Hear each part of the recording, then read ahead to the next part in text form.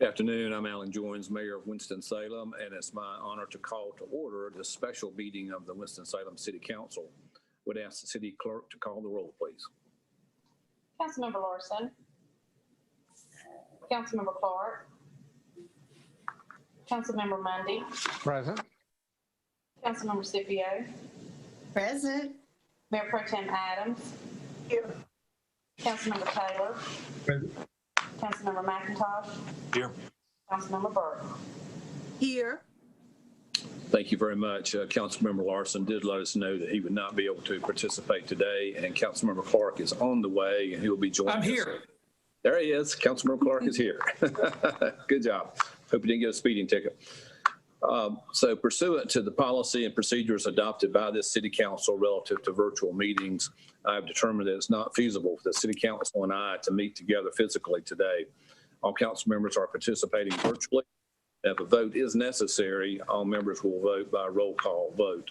The council member will be recognized, raise their hand, and state their vote. Would you please join the city council and me in a moment of silence?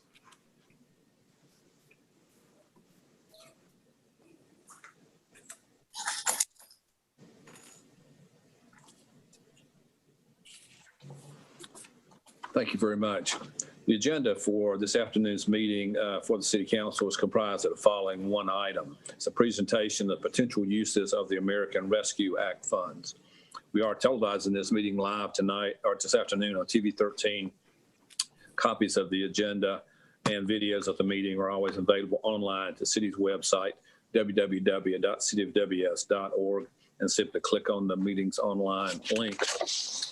Council members, as you know, purpose of this meeting is to continue our discussion of the eligibility and the potential uses of the city's $51.7 million allocation from the American Rescue Plan Act. Like our peer cities all across the country, we've been given a very unique opportunity to help our city respond to this pandemic and to begin to help with the emergence from it, as well as from the hardships that have been associated with it. The amount of this funding probably constitutes a once-in-a-generation opportunity to not only recover from the pandemic, but to also stimulate and create jobs as we move to a more resilient economy. As we look at our collective highest priorities in moving the city forward, we should give special attention to providing services to those greatest in need in our community. In the language of this act, as passed by the Congress and then more clearly codified, if you will, or advised by the U.S. Department of Treasury, do present an intentional focus on equity and addressing the desperate needs of COVID-19 on specific populations whose economic conditions were exacerbated by this pandemic. This includes partnering to create new affordable housing, supporting job creation and small business needs, as well as investing in our youth through education and mentoring programs. Our challenge and our charge will be in ensuring that these funds are put to the best use for our highest priorities in addressing the needs of our citizens. Our success will be measured not only short-term on how these dollars are used right now, but in the long-term implications of it. You know, today, we'll be getting mostly a presentation and having discussion on that. I think one of the things that we would like to come out, if the council is comfortable, at the end would be an indication of the phase one projects and programs that have been presented or will be discussed today. If we generally feel like that we have enough interest in asking staff to propose action items to come forward at a little sooner step. So right now, let me turn it over to City Manager Lee Garrity for additional comments. You're muted. Muted, Lee. Sorry about that. Good afternoon, Mayor Jones, Mayor Pro Tem Adams, and members of the City Council.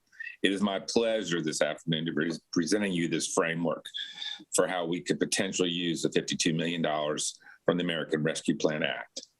Today, your staff will present an equity-focused framework that closely aligns with your highest strategic priorities.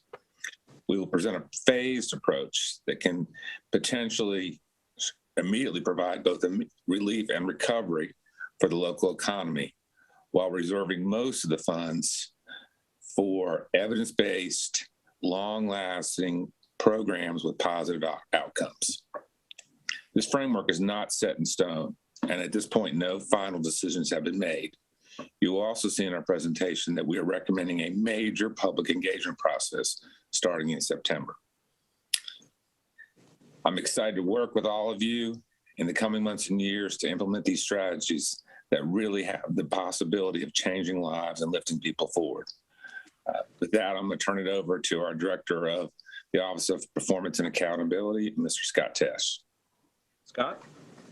Thank you, Lee, and good afternoon, Mayor Joins, Mayor Pro Tem Adams, and members of the City Council.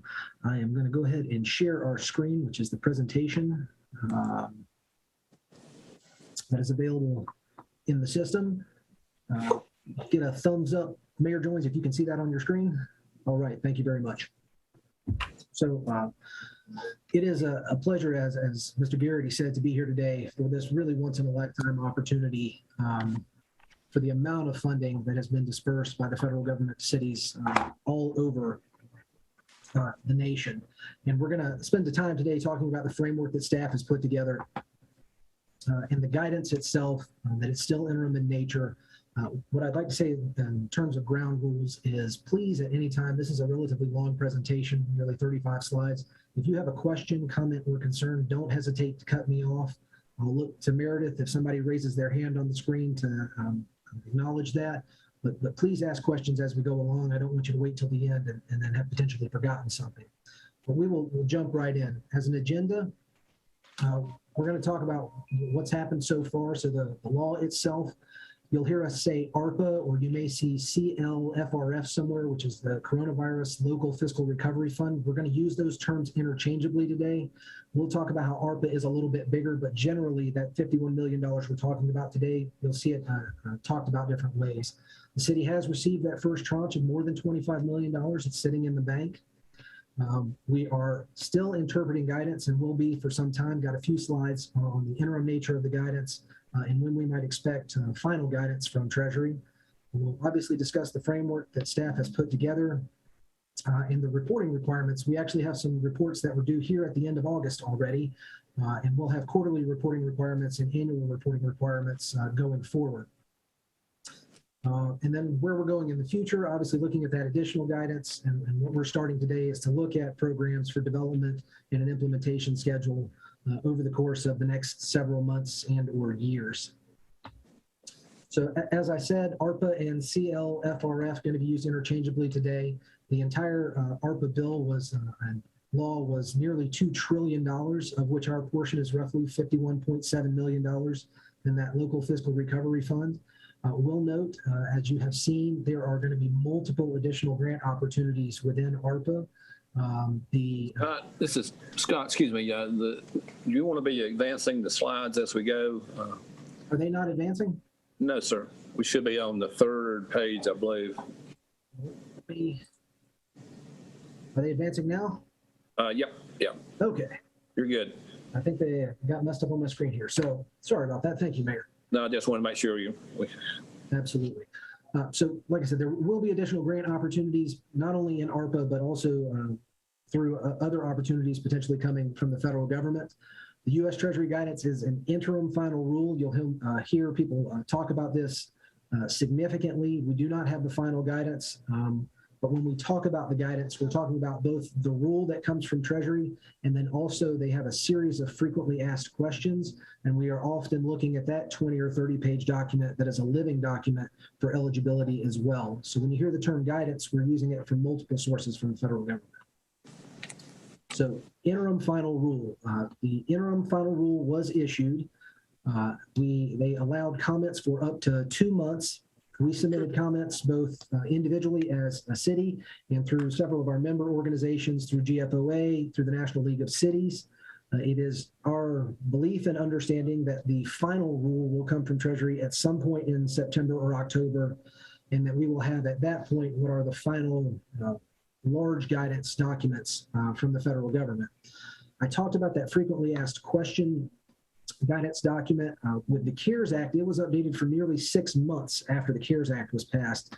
So we do expect for there to be additional eligibility and guidance through frequently asked questions to potentially be updated even into 2022. We'll say and also note here that a lot of the organizations, professional organizations, have suggested that you hang tight and be very careful with authorizing appropriations here until the interim final rule is in place. Noted there the NLC, the local league here, North Carolina League of Municipalities, as well as some of the attorneys at the School of Government have said, wait for that additional guidance. Our belief is that everything that is in the guidance currently will still be eligible, but what you'll get is an expansion of that eligibility, and programs that may be in the gray area right now may become explicitly eligible in the future. Mayor Pro Tem Adams, is your hand up? Yes, thank you, Scott. Yes, ma'am. On the interim final rule, a lot of people are under the impression that whatever we are looking at today is acceptable to the Treasury Department. And I need the public to understand that that is not the case. As well as, will we not, like you said, be sending like a term paper, the first draft, will they get our recommendations or suggestions and then send back whether these programs are acceptable or not? Thank you. So Mayor Pro Tem Adams, what we are going to talk about in the framework today is at a high level, and everything that is going to be discussed in theory will have some level of eligibility, but individual projects won't be discussed other than the very few in phase one that we're talking about. And we would bring back additional details for the City Council to approve. In terms of the second part of that question, if you wouldn't mind repeating it to me, I want to make sure that I answer it correctly here. I was saying that once we decide on the first phase, do those projects have to be ratified or approved by the Treasurer's Department? Because a lot of people think that we have the final say, and we don't.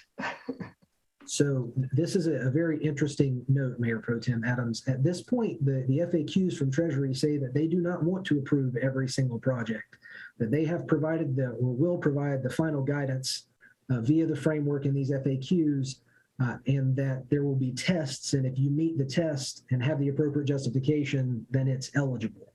But what we have talked about as peer groups is there are about 4 or 5 things we know we can't do explicitly. There are about 100 things eligibility-wise we know we can do, and then about 1 million in the middle that are, as long as we can justify it per that final guidance, then we'll be able to do it. And so we will, as we look at individual projects and programs, have to make those justifications as part of the documentation process of this. So U.S. Treasury will not officially give us a check mark on programs for every single thing that we do, but yes, we will have to make the appropriate justification and document it for auditing purposes throughout the entire process. Thank you for that question. Scott, I have a question. Yes, ma'am. Scipio,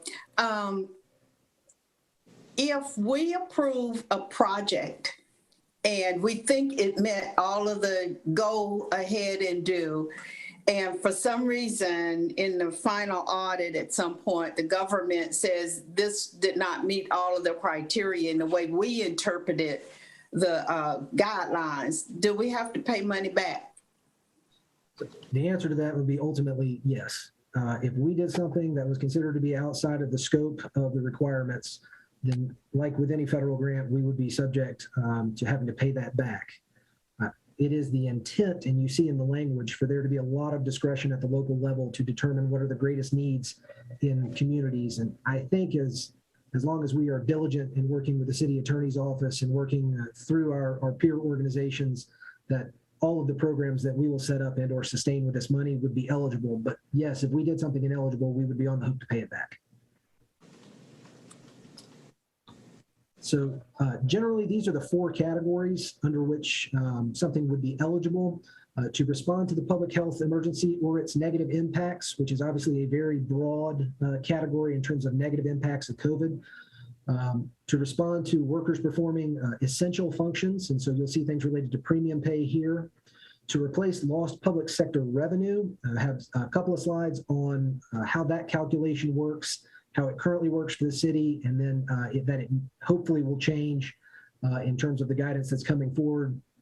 And then finally, infrastructure improvements in water, sewer, and broadband also includes stormwater infrastructure, and then broadband includes digital literacy programs as well. So these are the 4 overall categories into which something has to fit in order for it to be eligible. So we're going to talk about each one of these categories kind of one by one. In terms of responding to the public health emergency and its negative impacts, direct response mitigation is obviously eligible. So vaccine clinics and testing sites and transportation to those are things that no question we know are absolutely eligible. As we go a little bit further down in terms of responding to the negative impacts of COVID, assistance to small businesses, nonprofits, and direct assistance to individuals are all allowed as long as you meet certain tests. Aid to impacted industries, the arts, hospitality, and tourism industry is specifically stated in the law. However, we can make justifications for other industries as long as the aggregate revenue loss and unemployment rates somewhat match those. So we can talk about our own impacted industries. The rehiring of government staff to pre-pandemic levels, and in certain cases, additional government staff is allowed, and payroll is allowed, and covered benefits. And specifically, again, we'll talk about premium pay. For the city, it's also technically allowed for premium pay for any essential employee. Do want to spend some time here and stop. The guidance talks specifically about qualified census tracts and expanded eligibility in those qualified census tracts. So in the comments that Mayor Joines made, as well as the city manager, we talked about an equity focus. This comes directly from the law and then is explained in further detail in the guidance, the FAQs. You see these bullet points here. So inside those yellow or orange census tracts colored on the map, we don't have to justify the same way for specific projects that are related to addressing health disparities, reducing gun violence in the community, promoting affordable housing, early childhood care and learning, investments in healthy community environments and childhood environments, and certain workforce development and job training programs. If they take place in these census tracts, they are by definition eligible.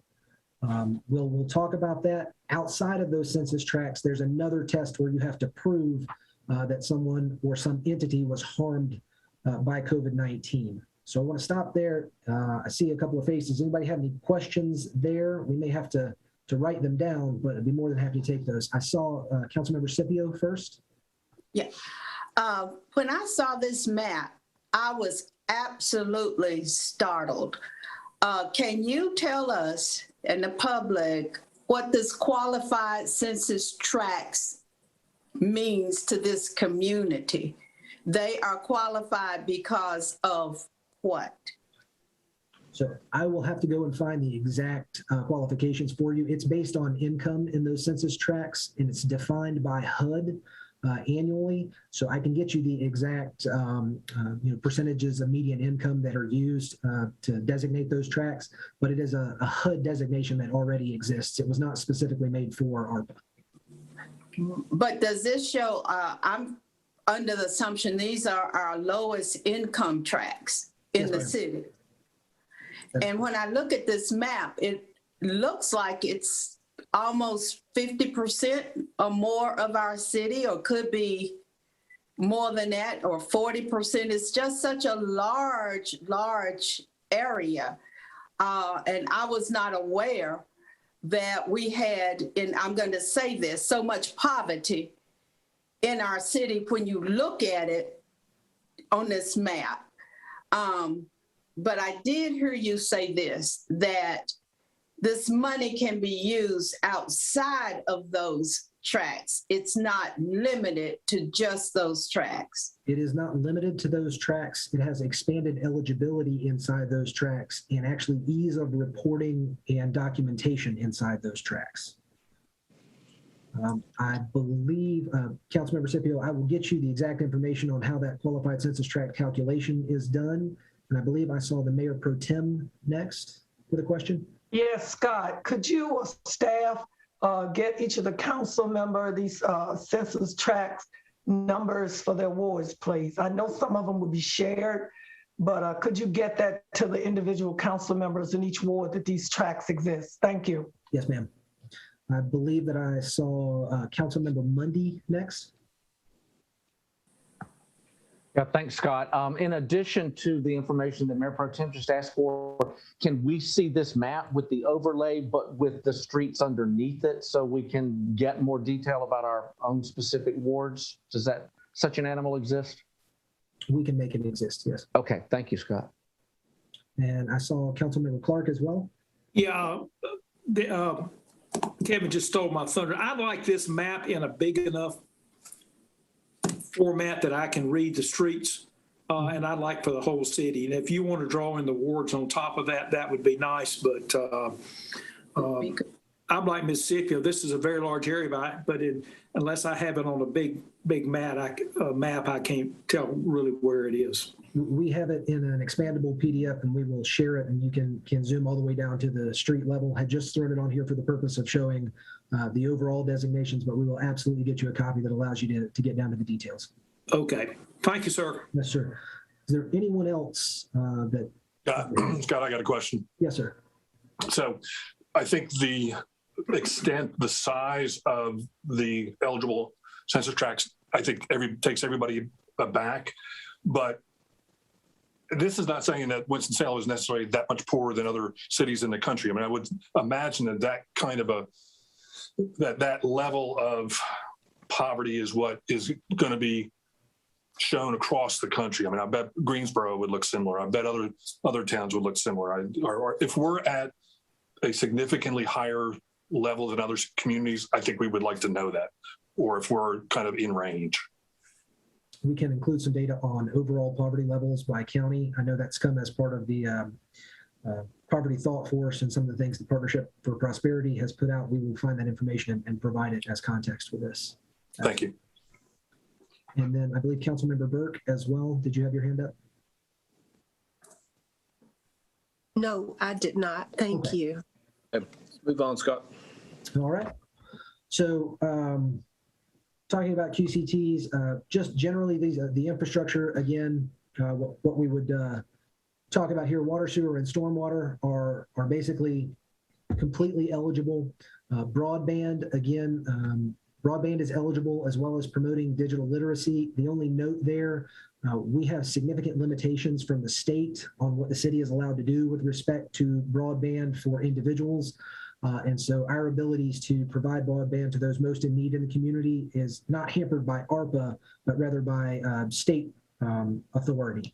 We will talk about this in a couple of different places where just because the federal government says we can do it doesn't mean we can, that there are state regulations and statutes in place that may be a little more restrictive than the federal guidance itself. Yeah, and Scott, I think as we discussed this morning, it's important to note on this infrastructure category that assuming the infrastructure bill gets through the House side of the Congress, there will be significant dollars coming for a lot of these different things here, particularly broadband. So I think we want to use that infrastructure money first before we use ours. Absolutely. The professional organizations that we've talked to have absolutely recommended that across the board. Spend the rest of that money before you spend your local money. Right. Thank you, Scott. Yep. So in terms of the proposed city framework that the steering committee has put together, our 5 guiding principles here: transparency. We want to be open and accountable with everything that we do, not just in providing these presentations, but also in the back end in terms of reporting and where this money went and who it helped. We want to talk about restoration in terms of the ability in the short term to help those who have been affected economically by the pandemic get back on their feet. But we do want to spend as much of this money as we can on transformation, those things that are going to have long-term outcomes in the community. Want to talk about physical soundness. This is one-time in nature, and although $51 million seems like a lot of money, we would, as staff, recommend that it not be committed to ongoing programs that don't have sustainable funding mechanisms associated with them.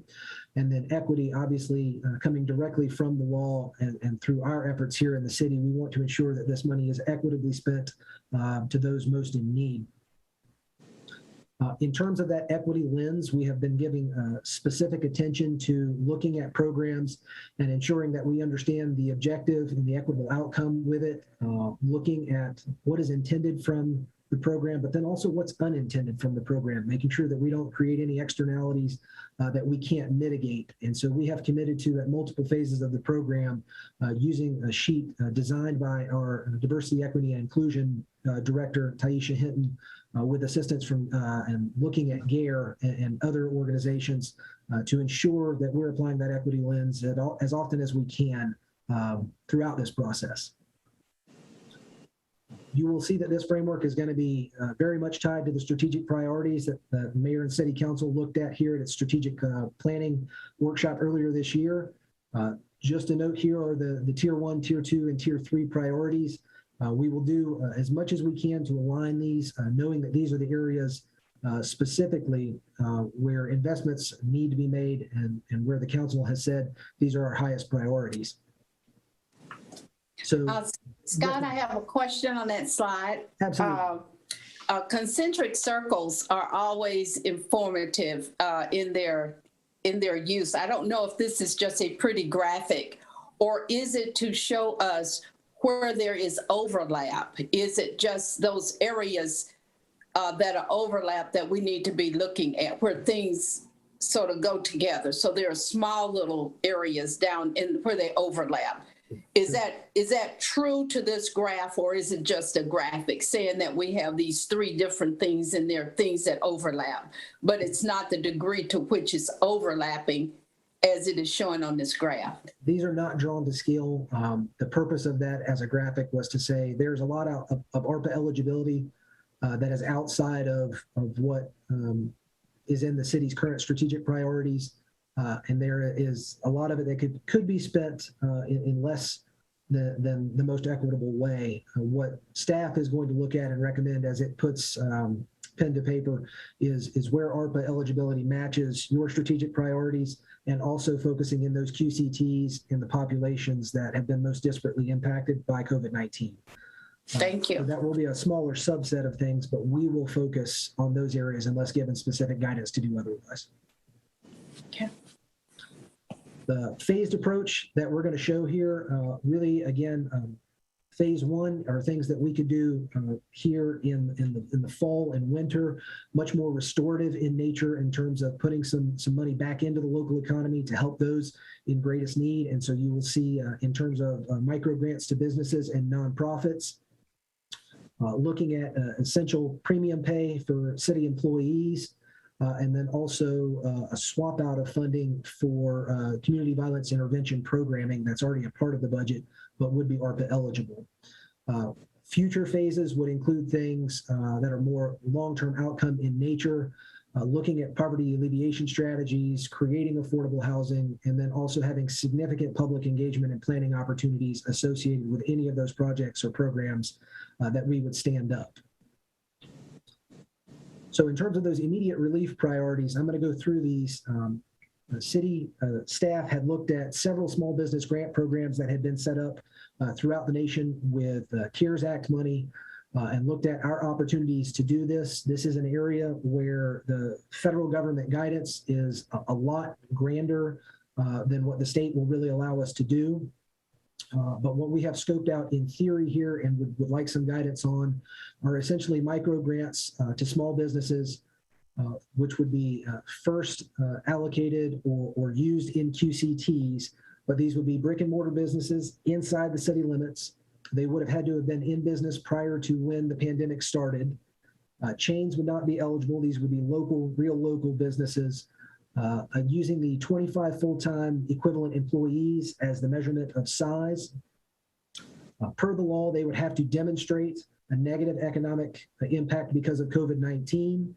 And generally what we're saying here, as you see in the description, payroll, mortgage, rent, utilities, think of this as kind of ERAP for small businesses. If you got behind because of the pandemic, we could award grants of $10,000 or $20,000 to help get you out of debt, keep you on your feet, and keep you from closing shop. We'll say in talking to local organizations, both Greater Winston-Salem Inc. and the Winston-Salem Black Chamber of Commerce, I believe small businesses are also interested in rehiring programs. That is something that if the City Council would like us to look at, you could direct us to do so. Have not seen that at the local level, would need to do some additional research and also talk with the City Attorney's Office about our ability to do it. Any questions, comments, concerns on this slide? Yes, Scott, Yes, ma'am. you mentioned the Winston-Salem Chamber and those groups, which are predominantly white. Have you talked to with the Black Chamber or the Minority Triad Association to get the Black spin on this? Because we all know that minority business operate differently than majority white businesses. So I think we need to go do that ASAP. That's all I gotta say. Would say two things to that. One, yes, Kim Millett, our Business Inclusion and Advancement Director, and I spoke directly with members of the Winston-Salem Black Chamber of Commerce last week discussing this. But we will be going out in September doing additional public engagement on this. And so I think there are opportunities for us to talk to small businesses and businesses alike from all over the community. And we need to be prepared to talk to our Latino and Hispanic businesses, which are very prevalent in the qualified census tracts. Yes, we need to have a translator, and we need to be able to communicate with them that they understand that they have an opportunity as well. Thank you. Yes, ma'am. I saw Councilmember Scipio. Yes, Scott, in the other information you sent us that talks more about the plan that has a little more detail, and you stated that there are other funds that businesses can apply for, but small businesses don't always have the expertise. Have we thought about establishing, setting up someone on the city staff who could connect to all the different small businesses and help them complete those applications for that other federal money? I suspect those applications are a bit cumbersome and awkward. And I hope our grant application wouldn't be the same. But have we thought about being able to provide that expertise? Because that's what businesses lack, somebody to actually write the grants and get them in. Yes, ma'am. If you're very I'll small. say we put in there an opportunity for a business or a grants navigators program to help. The issue with that in terms of timing, if you look at, we have a slide here on the different types of federal assistance that have been available. Many of those pandemic related assistances, if they're not recharged, have already been expended. So you'll see more than $800 billion worth of PPP, and I think it's only got $6 billion or something like that left in total funding. The Shuttered Venues Operators Grant is still accepting, but is getting closer to its eligibility.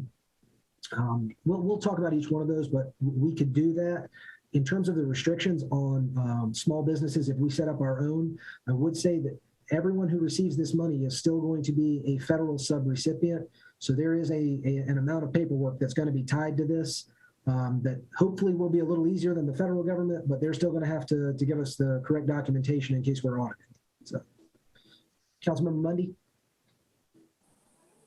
Will you be speaking of an opportunity to help small businesses that are not inside one of the qualifying census tracts, or is that not an option with the ARPA money? So we will bring back an action item to City Council. If you want to see this program, and what staff has proposed and will show you is that the first round of allocations would be in qualified census tracts. And then if all of the money was not expended, then it would be opened up outside of qualified census tracts. Okay. The other point, Scott, you said if we think of it as ERAP for small businesses. I've talked to some business people who they were able to pay all of their expenses, but the only way they could do that was drain their own personal savings and retirement plans completely dry. Will we have the opportunity to help those people? They don't owe their power bill, they don't owe rent, but they owe themselves. Are we going to have an opportunity to help those people? So we can look specifically at that. This program, scoped the way it is not designed to repay individual savings accounts and things of that nature. We can talk with our peer communities about what else is out there, and can definitely talk to the city attorney about the legality associated with that. We'll definitely write that down and look at in terms of eligibility, but this specific program is not scoped for that, Councilmember Lundy. Okay, we really need to keep that in mind, because there are plenty of small business people out there that they mortgage their own independent or individual future and keeping their businesses afloat. And it's not really fair for us to not help them out. Okay. Councilmember Clark? Just briefly, you've already touched on this. There are other programs, PPP and closed venues and those type folks. There's just a little bit of money left in them, but if there's any way we could help folks get to it quickly, again, as the mayor said, that let's use up some of those other pots before we have to use ours up. But my experience, and we got both PPP loans at my business, the paperwork wasn't overwhelming, but you do have to fill out the forms. Okay, moving on, Scott. All right, thank you, sir. The next one is a social service nonprofit recovery assistance grant. Again, $1 million in total funding, looking at a maximum award potentially of $25,000.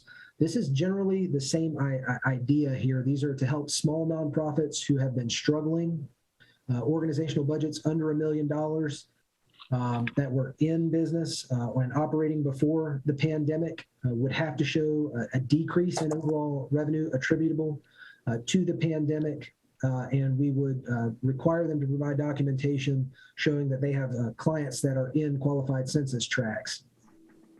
So the general idea here, this is not a huge grant program. This is, again, what we would consider a micro grant program, very similar to the business one, but for smaller nonprofits that have struggled and may not be able to stay open if they have arrears on certain things. These contracts would have to be written so that they are providing public services, would have to be eligible in order to meet the state constitutional guidelines. So we can't just give it to any nonprofit. They would have to be doing something that the city could otherwise do. But this, again, a micro grant program to help them stay afloat. Yes, ma'am. Mayor Pro Tem Adams. Yes, Scott, and you may have included this, I don't know, but it would also help the council for you to give us a snapshot of what the state is saying we can't do, because you know, some of us know how they preempt everything, and we are the stepchild. So anything that we want to do for the good, they can stop us because of their own policies, laws, and legislation. Okay? We will try to do that. I'll work with the city attorney's office. This is going to be kind of an ad hoc basis as it comes along, because a lot of it's related to the public purpose clause. But we'll do the best we can with the things we know we have statutory issues with at the state and getting you an exclusive, exhaustive list. Any other questions? Make sure I'm not missing anyone there.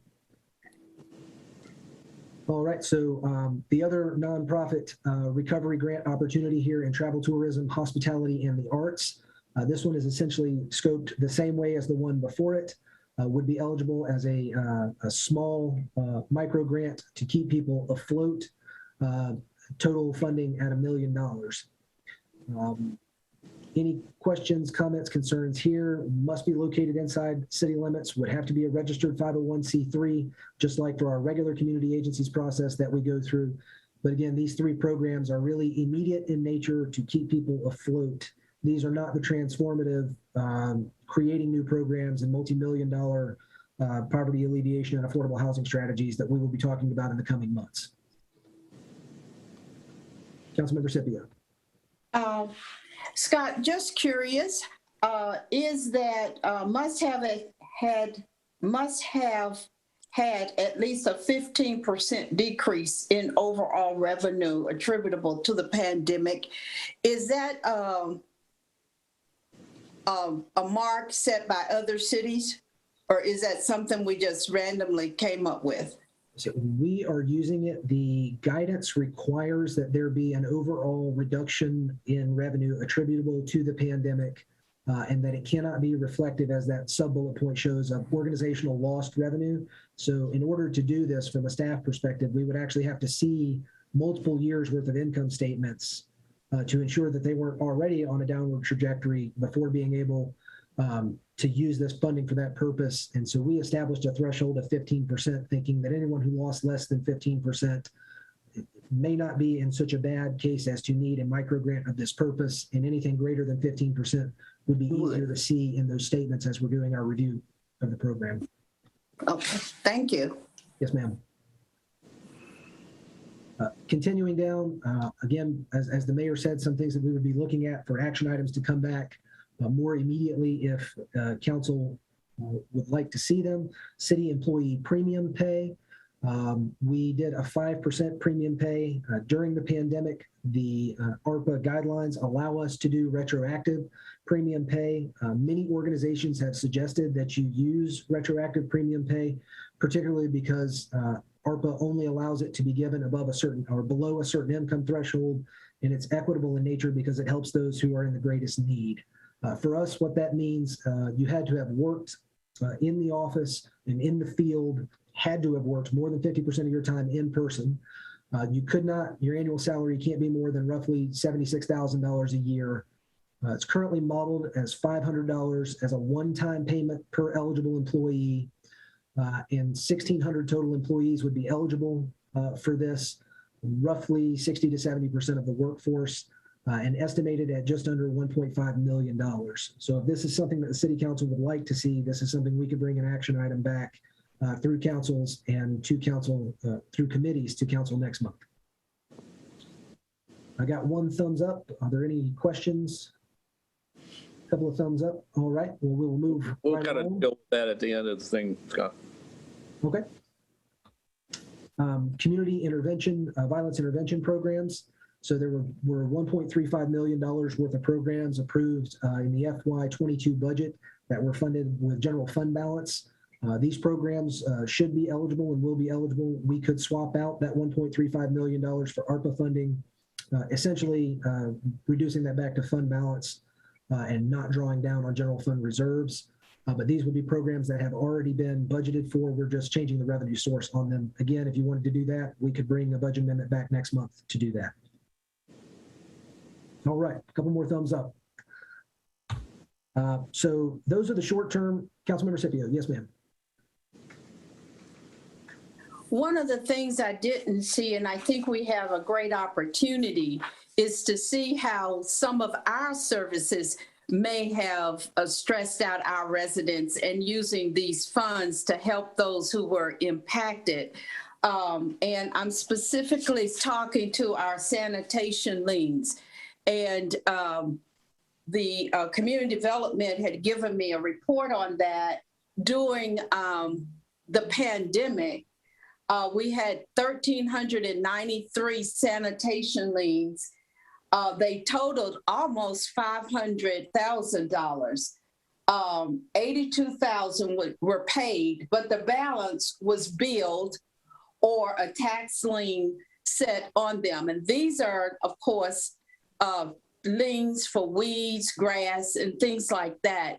And some people were impacted who were impacted with their income because of COVID. And we had some nonprofits that also had lower revenues and could not, they were stressed out having to pay these liens.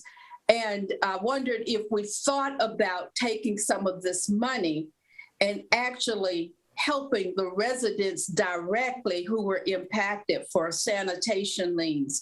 And I think that's how we really go directly to residents.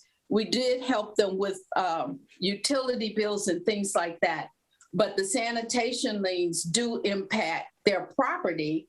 About 308 received a tax lien. And I think that we need to be sensitive to the things that we require, and we have money to help those who were impacted that way. So I would like to recommend that we look at putting some funds aside to help people who were impacted by COVID and had the sanitation liens given to them. And that still is a stressful situation. And that could be in a grant that they could apply for if they like to have it removed. We will be more than happy to look at the eligibility of the type of program for that and get something back to the City Council quickly. Thank you. Were there other hands that were up at this point? Nope. Then we'll move along to what we're calling, and what you've seen in prior presentations from Assistant City Manager Rao when ARPA was first passed, those transformational opportunities, or really outcome-based opportunities to make longer lasting changes. So I will note here in this part of the presentation, that part of the strategic priorities were to look at the ability to support capital campaigns in the community and to provide assistance. And so if the city council so chose, staff and the steering committee had put together an opportunity here where we could make an application available with a cap of $500,000 or 25% of a total campaign request, but would look specifically at 501c3s that were located inside the city, must have been previously incorporated already prior to the pandemic, and serve a majority of clients inside qualified census tracts. The idea here being these requests would have to be for things that were one-time in nature and in line with the expanded eligibility in QCTs, excuse me. Those 4 bullet points at the bottom are the expanded eligibility in qualified census tracts. So health disparities, affordable housing, educational disparities, and generally promoting healthy childhood environments. This is not to say that we couldn't also open other processes outside of capital requests and do programming as well, or that we would combine them. But because the mayor and city council, because you had shown a desire to do capital assistance with nonprofits for specific alignment to strategic plan priorities, we put this together as something for you to react to. More than happy to talk about it, but this is something that we would bring back to council in the coming months with the exact criteria, what the application looked like, and the scoring method and processes. Would potentially look for something in this nature of having potentially a city resident group of some kind assist with the scoring to make recommendations to the city council. General comments, questions or concerns? If not, again, we'll bring something back. Councilmember Mundy. Yes, Scott, I know that we have some nonprofits that are not going to meet the criteria there at the bottom that are having capital campaigns. And you know, one of the ones I'm specifically interested in is listed at the end there. Are we going to talk about at some point today how we bring a budget amendment into play so that we can fund some of these things that we put off until we made sure that we could offload some of our budget items into ARPA, which we're clearly able to do at this point? In terms of general budget for FY22, things that were looked at but not funded, I think individual council members would have to make a request for a budget amendment to come forward through Finance Committee to the City Council. I'll let the manager speak to that directly if he would like to. We can look at the table of requests, but there's been no specific evaluation of those requests, and city staff is not bringing forward any budget amendments for specific projects without direction from City Council to do so. Mayor, let me add one comment. I have heard from a couple council members about a specific request from Theater Alliance that did not make the final cut during the regular budget. And there was some requests that if we had additional funding to consider it, and you will see that Scott's going to recommend that the money that we appropriate out of fund balance for crime prevention, youth intervention programs is all ARPA eligible for funding. So we'll be suggesting we use that instead of fund balance. So it is possible we could come back next month with a budget amendment to appropriate that one-time appropriation to Theater Alliance if council wants us to. Okay, so Lee, just to clarify, it sounds like that's already on your to-do list and you don't need anything specifically from me or from Councilmember Larson or any of the other folks who were supporting that. Is that correct? That's correct. Okay, thank you. All right, continuing down the list, we'll have the framework to look at entirely, but aligning with your strategic priorities, not only now, but what's been in the strategic plan for several years going back. Staff is recommending that a significant portion of transformational funding be allocated to housing investments, specifically affordable housing, purchasing land, and constructing new affordable housing units. Eligibility and criteria for this are to be determined. Things would be coming from our community development department related to this in the coming months. But again, with a number here of $20 million, relative number, a significant portion of this funding to be used for affordable housing. God, I got a question on that. Yes, sir. If council were to decide that $20 million would be best used to create a larger fund, what sort of restrictions or ability would we have to do that? If we say we're putting in $20 million and we're going to challenge the rest of the community to come up with another $30 million, could we put this money into an outside fund in order to generate that additional funding?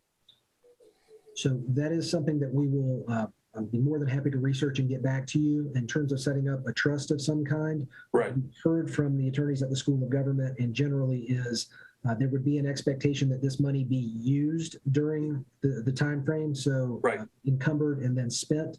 So to use it to challenge others for seeking additional funding, I think would be acceptable. But I think that we would have to use it to purchase the land and begin and or finish the vertical construction of affordable housing by December 31st, 2026. Right. We could not, are explicitly not allowed to create a reserve fund for future purposes. So if we put it in a fund for a couple of years to challenge someone, that's a potential, but we would have to encumber it by December of 2024 and spend it by December of 2026. Right, so there'd be a very short shot clock on it. Yes. Jeff, thank you for bringing that up. I totally agree that 20 million sounds like a lot, but as Mayor Pro Tem knows, it didn't really get us going too far. So we've talked about actually creating our own local housing trust fund, $50, $60 million. And we've had conversations with a number of corporations and others that I think will participate with us. So if we can seed the fund, so to speak, I think we can probably get some good participation. But thanks for bringing that up, Jeff. Moving along to the other. Councilmember Scipio had a question, I believe. Yes, ma'am. Yeah. I had a comment. I look at all of that, the qualified census tracts and the housing there. And most of those, the thing that I see is that for neighborhood stability, we need to have more people owning their homes than renting so that they would stay in the neighborhoods. And what's happening recently, I learned that banks are not funding home mortgages that are under $100,000 that people perhaps could afford. And so I would like us to look at the whole housing need. How do we stabilize our neighborhoods in these quality census tracts so that they are different in 10 years? And we've built some wealth or help people to build financial stability and some wealth by home ownership. So as we look at housing investments, I hope we would think about how do we support the people who live in these qualified census tracts to get more wealth building through home ownership and repairing the homes that are there, having some support for the people who don't have the discretionary income to put in funds in their homes to make them, to improve them in their neighborhood. So I would like to see our housing investments to go beyond just land acquisition and funding housing developments that are typically for renters. But how do we stabilize the neighborhoods that are in these qualified census tracts and make them neighborhoods that people will want to stay and increase their income in those neighborhoods? I hope that we look at transforming those qualified census tracts to higher income census tracts in 10 years. And what does that look like? Yes, ma'am. We're more than happy to look at that. I'm sorry, Mayor Joins, were you going to recognize? Good. Okay. Moving along, the other transformational opportunities directly aligned to the strategic plan. We've talked about broadband. The Forsyth County Digital Equity Commission is issuing a final report on gaps related to broadband availability, equipment, and digital literacy programs. So we'll be looking to that group potentially to help provide some guidance to City Council on areas where we can make the biggest investments there. Again, subject to state law and what we're allowed to do. There is a carve out specifically for workforce development and job training, because that is also directly aligned to the mayor and city council strategic plan. Pre-K initiatives, although I know there are initiatives going on already. Hold it down, Dee. Yeah, could make funding available for those, and generally what we're calling poverty reduction. So these are areas on this page where staff would be going out, doing additional public engagement and stakeholder meetings, spending some time very much in line with what Raleigh and Durham are doing to ensure that we know what is needed, where the gaps are, and to propose programs or application processes that would be very outcome-based, have very good performance metrics that are trackable, so that we would be able to say, this is exactly what we did in the community, and have that, again, long-term impact. So these are things that we would be bringing back in the coming months through the fall, winter, and spring for City Council to look at for appropriations going forward. I'm going to note right, yes, ma'am. Excuse me. On all of these bullet points, and you're probably going to do this in the engagement piece, I think it's very important that we ensure the input is diverse. The suppliers of the service or providers, as well as the customers of the service. It's one thing to talk to people who do workforce training or development or have a concept, but we now need to delve a little deeper to ask the people who want better jobs or more training, and maybe the systems haven't been working for them. Even for the broadband, we know the effect that COVID had on virtual learning as well as virtual work. Talking to business people, educators, but parents, as well as the kids. Pre-K, talk to the pre-K providers, the people that own the daycares and the areas, but talk to the parents who are struggling to even access those systems, as well as the poverty reduction, as well as that. So I'll be looking to see how we put all of that together to ensure that we get input and buy-in from the customers, as well as the providers and the subject matter experts. Thank you. Good point. Mayor Jones, if there are other council members that need to be recognized, if you could do that for me, I'm struggling to keep up with who's got their hands up. Clark? Yeah. Just briefly on broadband, and I'll use this as an example. Broadband is a number of different pieces to it. Are we talking about trunk lines down the roads? Are the wires from the telephone pole into the house, or the hardware that hooks up to it in your house, PC or laptop or whatever, or the monthly service provider? And those are all different companies provide that, and some of them are one-time, some of them are ongoing costs. I think it would be good, and broadband is something that's near and dear to my heart, but I think it would be good for me to try to get our hands around where are we falling down. And you got to have all that. You got to have the big wires, little wires, the hardware, and the service providers. And to the extent we can, and I thought there was a task force in town looking at the whole broadband issue, but that would be good if they could come back to us to say, you know, this is what we need to get from first base to second base. Yes, that's the Forsyth County Digital Equity Commission. Yeah. They will be providing a final report on the big wires down to the small wires, the equipment and the learning associated with it. Going back to ARPA, the question here will be the ability, because it's a one-time funding source, to use it for anything that's identified as an ongoing expense. So, yeah, and that's what I'm getting at. Some of those are ongoing, some of them are one-time. Yes, sir. Thank you. Last note down there at the bottom, city capital projects. We'll talk about the city's lost revenue calculation here. There is a significant expanded eligibility to do infrastructure and other projects if we can show lost revenue, but that's an if and only if, unless the guidance changes or something comes from Congress changing that. So really quickly, I think we've heard other jurisdictions say they've had 15, 20, $30 million in lost revenue. What has happened for us, the guidance requires that we compare a fiscal year to a calendar year. Our tax receipts that happened on January 3rd instead of December 31st and are recorded have basically yielded that we have no shown lost revenue on a calendar year compared to a fiscal year, as well as some tax increases, the calculation doesn't allow you to basically account for if you raised your tax rate for services you had to provide otherwise. In this case, if you raised them for a bond referendum or something to that effect.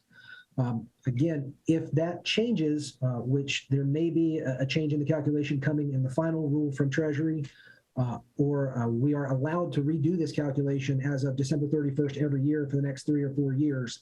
If we can show lost revenue, then that revenue becomes available for any governmental purpose other than debt payments. And it cannot be used to offset the tax rate or the long-term pension liability of the city. Those are the two absolute no-nos, but it really does become eligible for almost anything that we do. So just one, you'll see in the framework that we have a set aside there. Even if we can show that money in the set aside, it will actually get recycled and used for another purpose. So this is the framework itself on a one page. Again, you see at the top, phase one, those programs that are shorter in nature that we would try and stand up here in the fall and winter. And then future phases, programs that we would be looking at doing significant public engagement around, understanding priorities, and setting up projects and programs to bring back for future actions to the city council in coming months and or years. I will also note here at the bottom, you see that 5% administrative cost estimate. That is just a plug number, but a reminder that in setting up programs that don't currently exist, there is a significant administrative capacity associated with doing that, doing all of the grant monitoring and grant tracking for federal grants and the reporting that's required for it as well. So this is the overall framework. Those numbers are not set in stone. They can fluctuate. They can change at your discretion.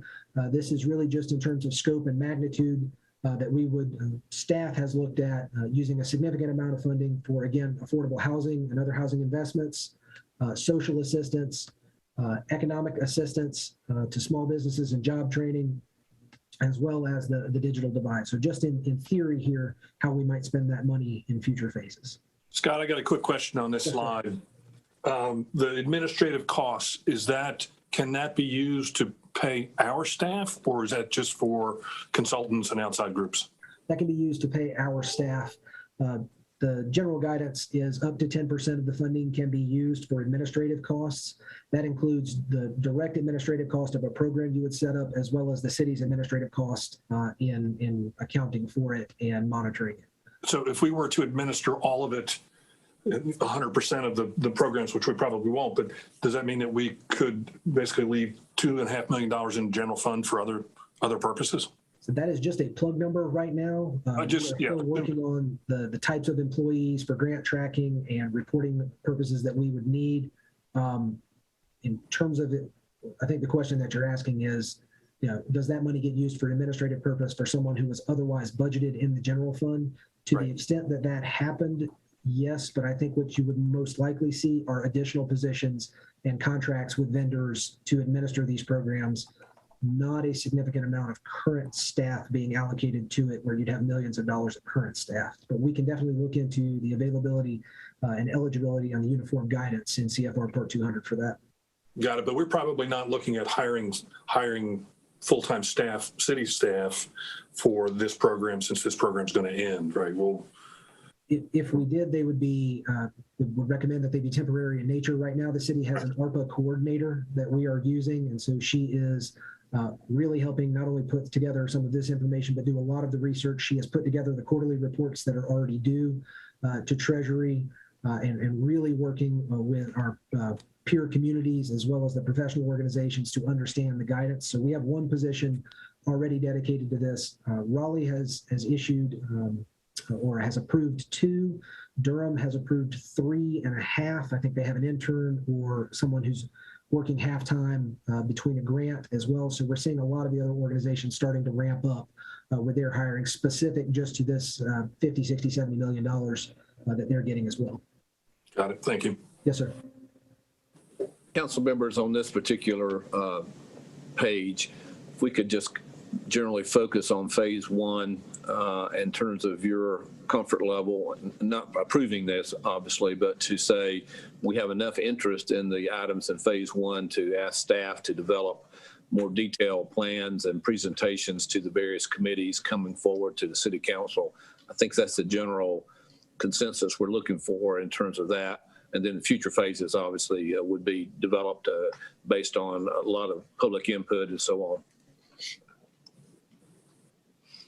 Fine with me. Yeah. Mayor, this is Robert. Yeah. I think it would be great. First off, this is a great presentation, Ms. Tesh, and I would love to, maybe if y'all could meet one-on-one with the council members, some things really hit me near and dear, and maybe kind of talk through this phase one for suggestions and this, that, and the other. But I like the mayor's idea. Let's go ahead and flesh these out. Thank you. And I think going back to the 5%, and I'm coming to you, Mayor Pro Tem Adams, is really going to speak to one of your points earlier about the grants navigator, if you will. Scott, I'm assuming we could, if we decided to hire someone to do that, that could come out of that administrative cost as well. It may not even have to come out of the administrative cost. It's actually allowable as an We could do it actually as a direct cost. Okay. Mayor Pro Tem? Yes, and I know he might have stated this earlier. We have people, or have we received proposals, and how many? So we have roughly a few more slides in terms of alignment and public engagement and other considerations, Mayor Pro Tem. I will get to that in about 5 or 10 minutes, if that's okay. I guess. I will move as quickly as I possibly can. How about that? It'll work. So again, just showing a basic alignment in terms of a lot of ARPA aligns directly with the economic vitality and diversity portion of your strategic priorities. We had talked about this a little bit earlier, but the other programs that are available in terms of businesses and nonprofits, PPP, the Economic Injury Disaster Loan Program, the Restaurant Revitalization Program, which I'm happy to say we can pull the stats for the city of Winston-Salem and actually show that there was $28 million awarded to restaurants and restaurant corporations in Winston-Salem from the Restaurant Revitalization Program. And SVOG, the city will be applying for one of those, but there have been several organizations in the city of Winston-Salem that have already received $2.5 million in shuttered venue operator grants. So some of those programs are being utilized here. Again, PPP and EIDL even more so. Just a quick note down at the bottom, the Economic Development Agency is going to be doing a lot of things that we will be looking for partners with potentially in terms of workforce development and planning and economic recovery for specific industries. Those are not individual grants. Those are ones where we've got to work with people, but we are aware of those opportunities and working on them. We'll continue. Yes, Scott, under EDA Good Jobs Challenge, can you tell me what in-demand scales are? I will find out for you. It says train workers with in-demand scales. Oh, skill. Or should that be skills? It's supposed to be skills, but I will make sure that we didn't copy that there's some type of specific matrix or something like that they're looking for. We'll make sure. I thought it should be skills, but it said scales, and I wasn't familiar with that term. It probably should be, and I apologize if it should. Okay. Yes, ma'am. So public engagement, we did the public meeting. You held the public meeting back in April, as well as doing an online forum. And we looked at social media comments related to all of that as well. That word cloud there is a representation of the largest themes that came from what was shared in April and early May. So you see, again, city infrastructure, affordable housing, grants to small businesses, streets, and recreation and parks being some of the highest priorities. In terms of future engagement plans, what we're looking at is doing stakeholder engagement beginning later in September, where we would talk directly with small businesses, directly with nonprofits providing social assistance, have specific meetings just for public interaction, and as the Mayor Pro Tem noted, ensuring that there are diversity in all of these stakeholder groups so that we are getting information from the community about what their needs are as we begin to shape these programs that would be for their benefit.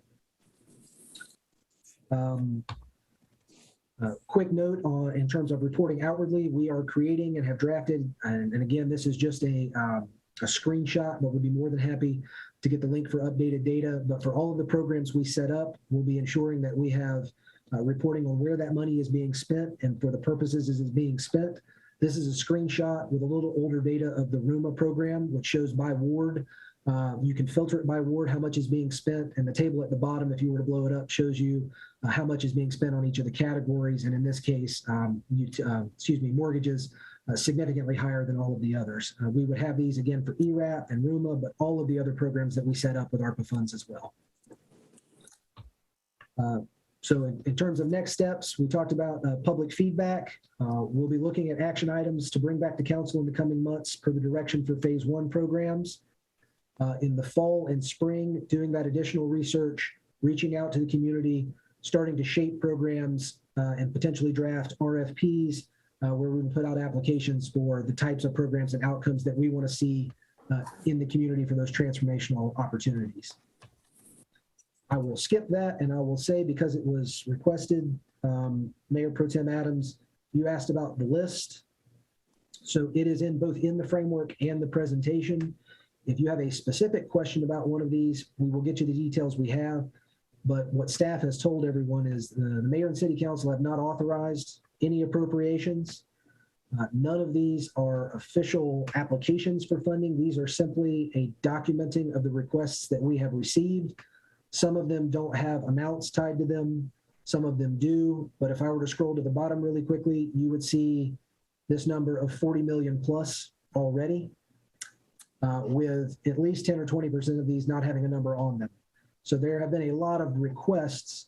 What staff would be looking to do in future phases is create applications that are more tailored to the outcomes we're looking for specifically as it relates to workforce development, job training, specific social assistance programs, and affordable housing.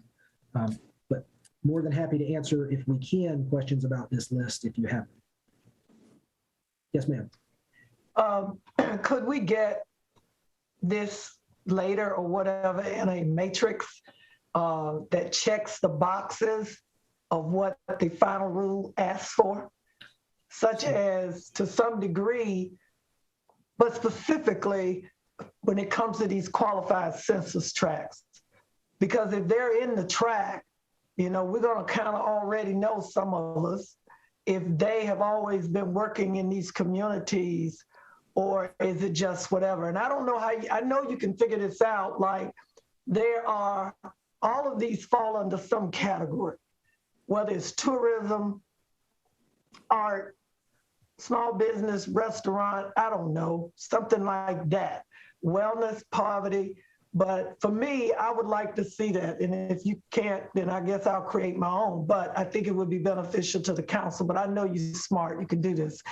And, you know, I get a lot of conversation about what the county is doing. And I get more questions about how we, again, working with the county to ensure there's no, you know, redundancy or that there is collaboration. You don't have to answer that now, but I think the council needs to basically understand what their strategy is. I know their survey closes this week, and I think we need to understand that, because I think because of people's perception, if they get in front of us, the perception might be that we should be doing what they do. And I'm telling people that's not how this works. There was one more about the engagement piece again. We've got to ensure we're doing everything we can do, whether it's digital, whether it's paper, whether it's hard copy flyers. We got to address and attack this just like we did for the census and COVID. I think it would also be beneficial, Scott, that if we could we showed PPP and all of those other programs, but a lot of people think we haven't done anything. We still need to line this up against ERAP and EROM and all of those others that we've been doing so far as housing assistance and utility and all of those if we can, and the totals again, because, and the COVID money, all of it, because people have lost that part of their memory because this pandemic has done that to a lot of us, that we've forgotten what we've been doing all along since the money started to come down. So I think it's very important, like a United Way or fundraising metric that shows the ERAP money, the homeless, veterans, whatever, so that they can see that we haven't just been not doing anything. Thank you. Thank you. Councilmember Mundy. In conjunction with that engagement of the community that Mayor Pro Tem Adams referenced, I've had an email come in while we were meeting, somebody who's watching us on TV who has requested that map, Scott, with the streets that are legible, with the census tracts as an overlay. Is that something we could make available to the public via our website or something like that?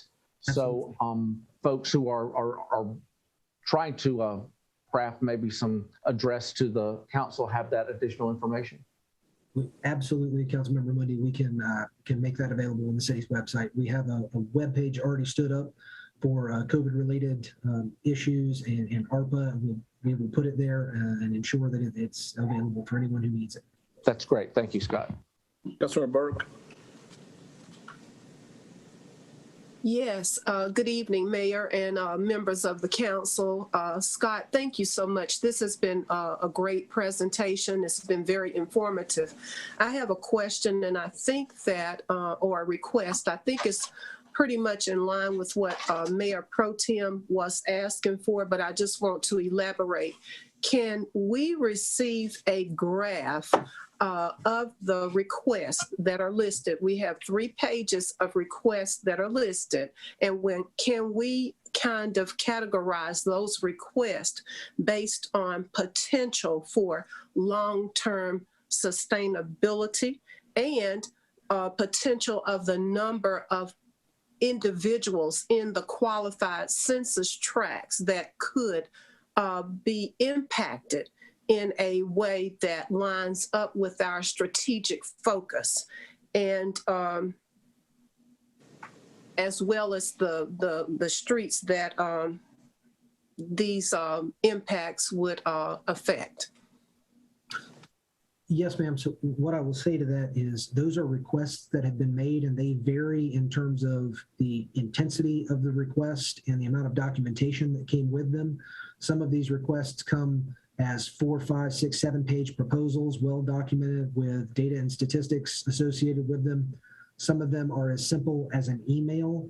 So in terms of getting them into a matrix and graphing things, in many cases, we're not able to determine the eligibility of some of these programs because we don't know what the project is without doing significant outreach to the people who have sent the request. And because this is not part of an official application process, we have not done that. We would propose or recommend in future phases that we create those application processes and collect all of that data, but we were more than happy to get you what we have on these projects in terms of long-term sustainability of them.